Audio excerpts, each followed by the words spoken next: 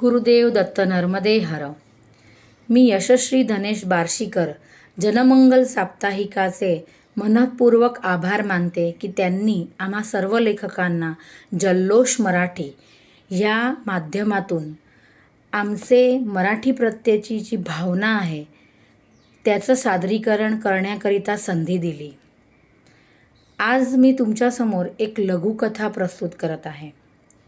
एकदा एक लहान मुलगा आणि त्याचे बाबा गच्चीवरती उभे होते.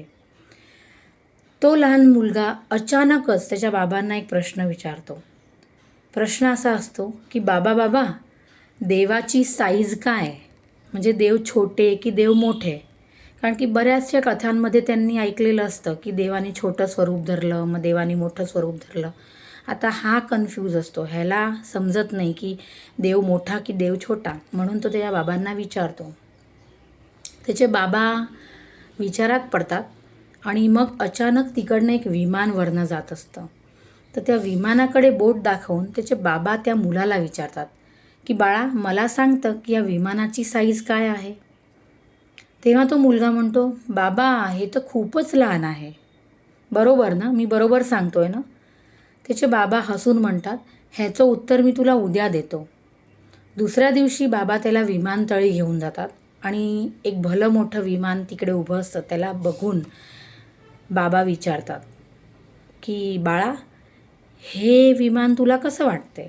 तर तो मुलगा म्हणतो की बाबा हे तर खूपच मोठं आहे, काल तर हे एवढं लहान दिसत होतं. मग त्याचे बाबा हसतात आणि त्याला सांगतात की बाळा असंच काही असतं आपलं पण.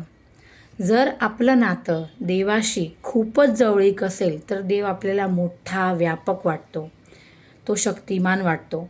पण जर आपलं नातं देवाशी फार लांबून असेल तर मग प्रश्न पडतो.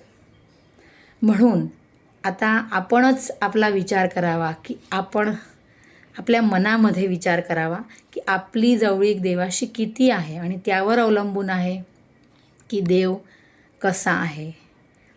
गुरुदेव दत्त नर्मदे हर.